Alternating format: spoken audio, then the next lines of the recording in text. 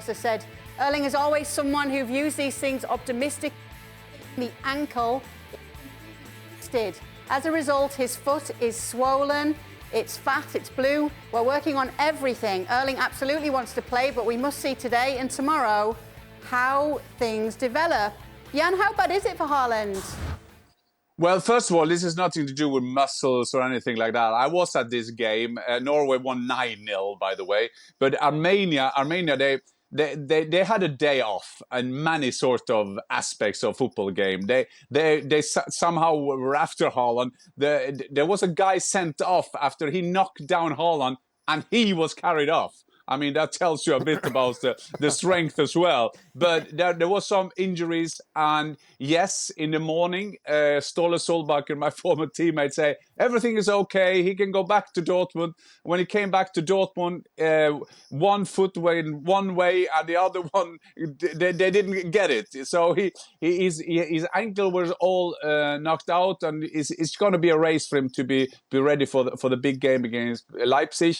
I think there will be a 50-50 chance for that. But the funny thing is when you saw that, Kay, he was then walking around the whole pitch. This was in the 45th minute. Then Norway had an attack again, and he sprinted in, and he didn't score. And then he limped off again to the half-time break. This man is sometimes positive mad.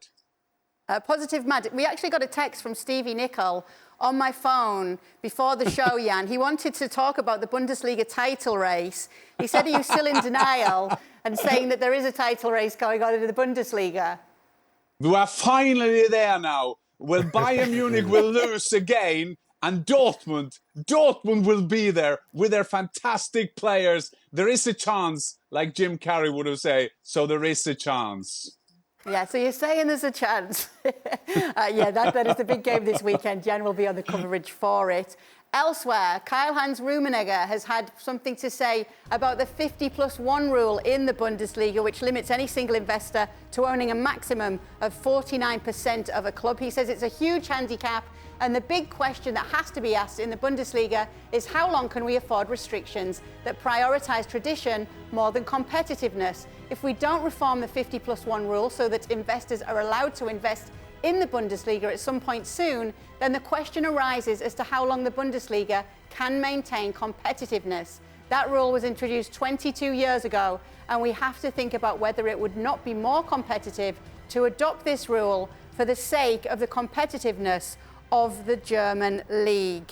Jan, what are your thoughts on what he said here? Well, it's interesting that Karl-Heinz Rummenigge says that because German football has been very proud of their 50+1 rule. And Bayern Munich, in solidarity with the rest of the league, they've said that it's okay because they have a good finance position anyway.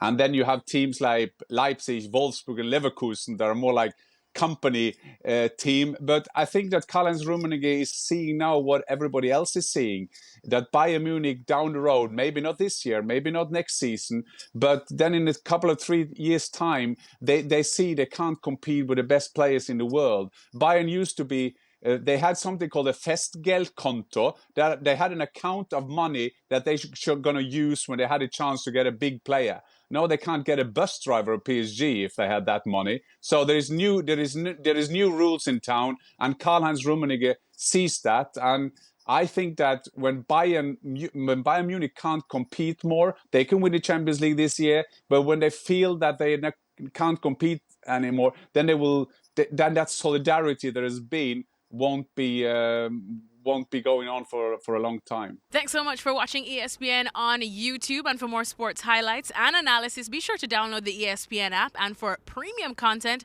and live streaming, subscribe to ESPN Plus.